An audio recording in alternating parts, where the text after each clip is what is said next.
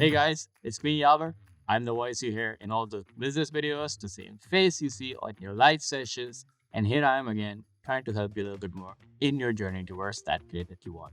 Right? So this is a time in your life where you're worried, you're anxious, you want to know answers, and one thing that you really want to know is what are the important topics. Right? I mean, there's a lot of cramming involved. And of course, that's not what we recommend. Remember, there's your plans on the platform, all that's there to help you to plan better. But if you are pressed for time, of course, you're looking for few things that can help you to do better in your exam, right? What are those tricks? What are the little clues that I hear for someone who's done it before? And I've done it before. So I'm here to tell you some of the important topics that you can rely on. Of course, when you see in the past there, you see some patterns, you see some questions that seem to come up frequently. And certain topics within your course are developed in such a way that they all end up towards a central topic. And on top about this, I'm talking about, especially in your A2 syllabuses, you will see that every unit ends with a topic of strategies. It's marketing strategy, business operations. We all know that already. So what I'm here to do today is to help you solve your marketing worries for a while.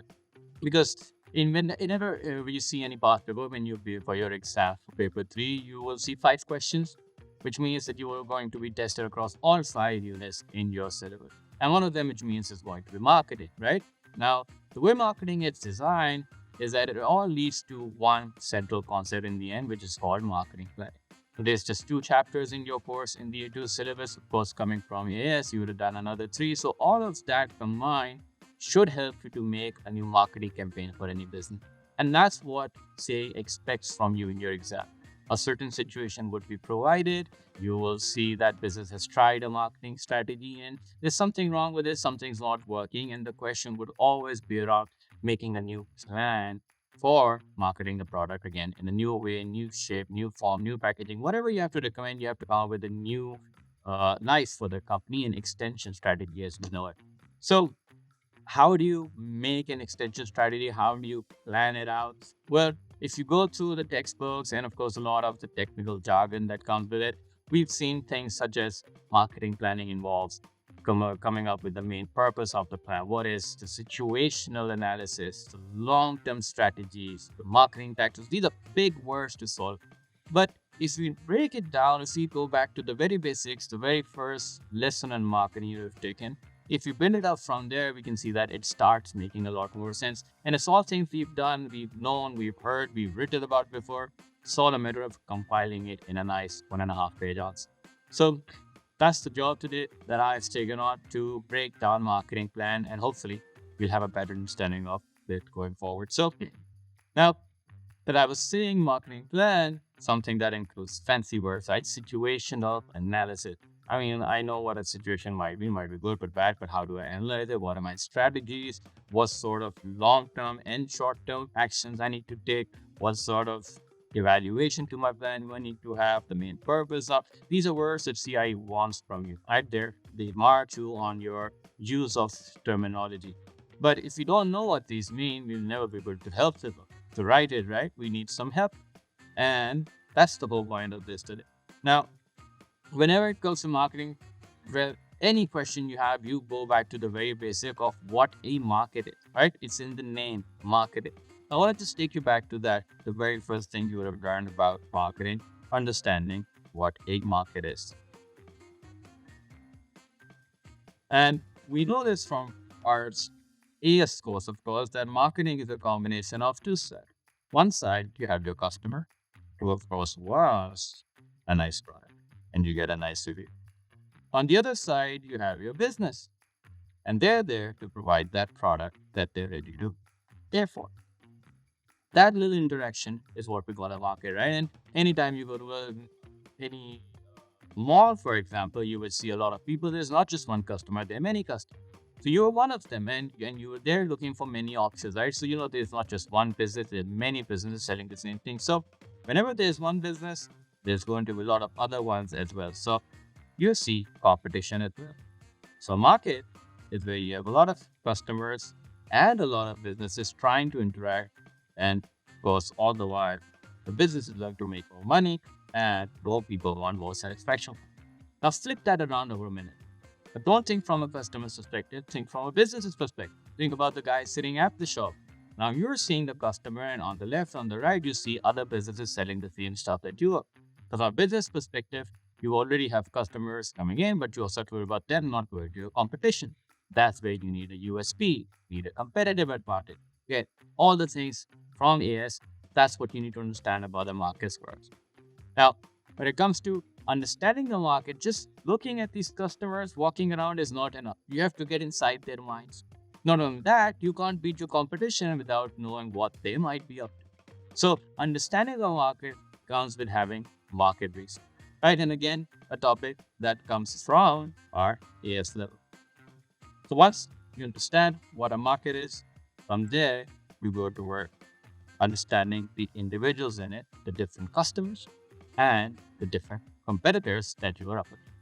That part is closed done through by primary research, through secondary research. We know all about that. And research is where everything for the marketing department begins. Without knowing what the preferences are, what the income levels are for your consumers, there's no point. Without knowing what your competition is offering and not having the ability to beat them, again, what's the point of being there in the business in the first place? So, research is critical. And when you look at the customers, of course, what you want to find out is what do they want? What are their needs? And what are their wants? Right? So, the needs, they'll be ready to pay. But the wants, you have to be good for them to pay. So, you need to find something within the business. A second part of research then becomes about the business itself. And this is where we look inward. What are we good at? Can we offer something that they're not offering? And that's where the concept of a USP comes. Any new skills that you might have acquired, any new technology that might help you to gain that advantage over your competition, all of that is understood and at least analyzed in the stage of market research. And in your exams, for example, this part is done for you. They will give you the information about what the business is doing, what are the customers thinking, what level of competition they're expecting, is there any help of the government. So everything that's happening within and outside the business, the information is there. What you got to do is simply make note of it. Because in the end, you just list them down and analyze them. That's the application part we get. So a part of making the entire marketing plan is getting the research part.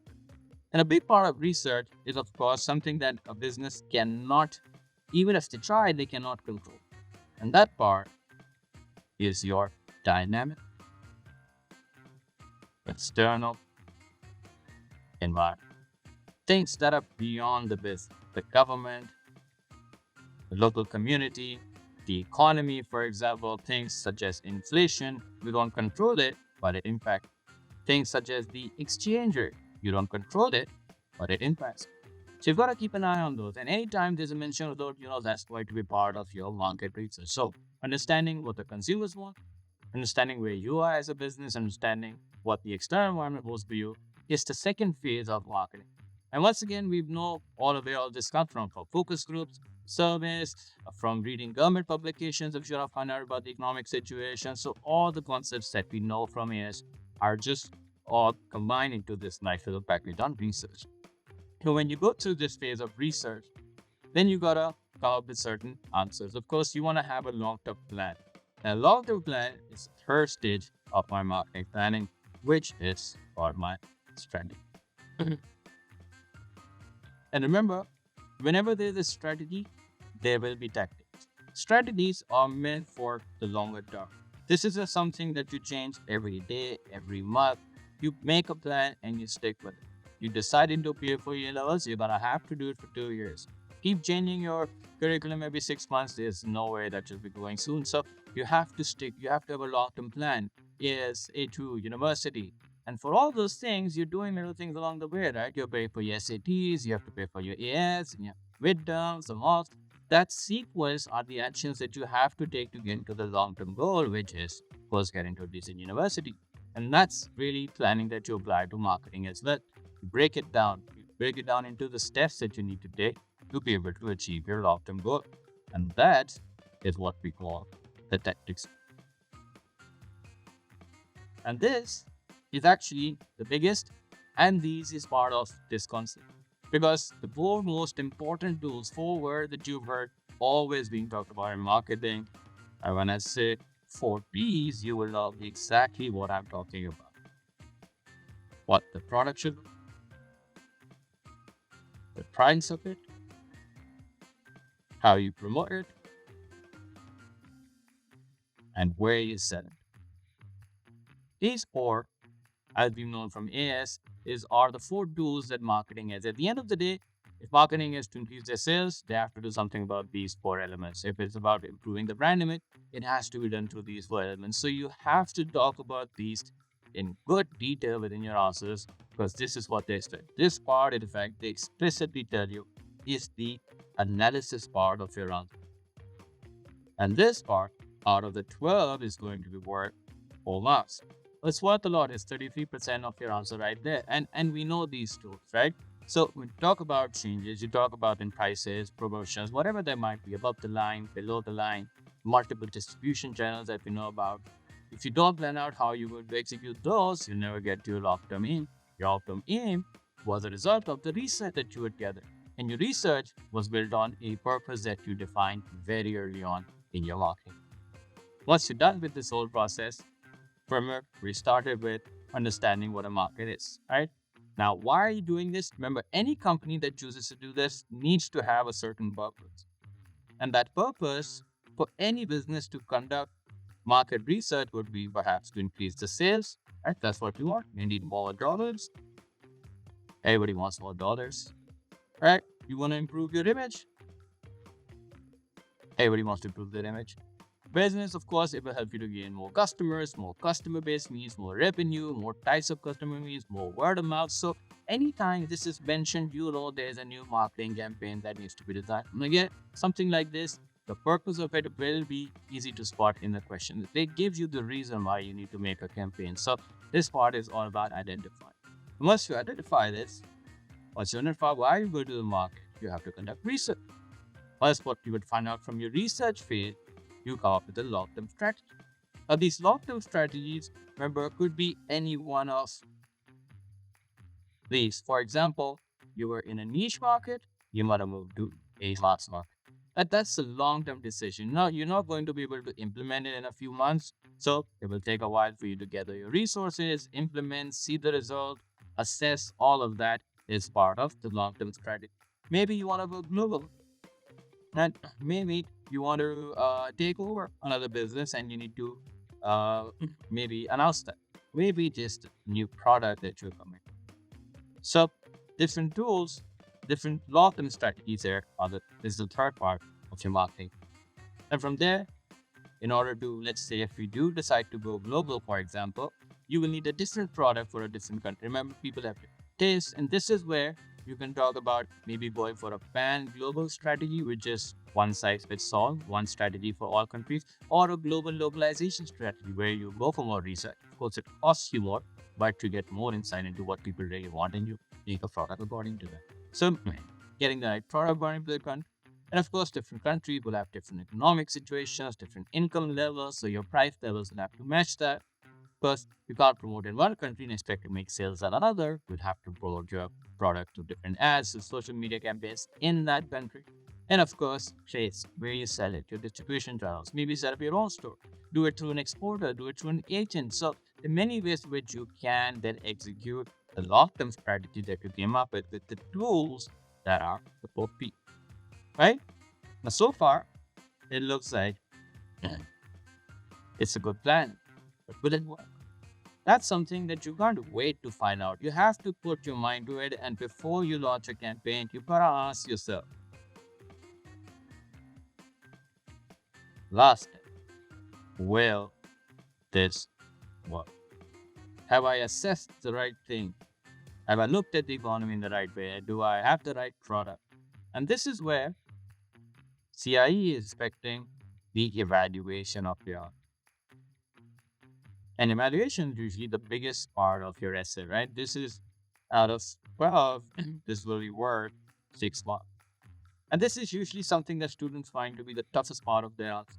And it's a lot of fancy words, critical thinking, judgment, analysis, recommendations. But if you're stuck at evaluation, always look for 2 words. Will this work or not? Right? That's a question that you cannot wait for. That's something that you need to know before you launch a new campaign. You have your money on the line, you have put in the time, you put in the effort. You got to know if you've got it spot on or not. And that part is what CIE calls evaluation. And this is the biggest part of your essay. 6 out of 12 marks are reserved for how well you evaluate your answer.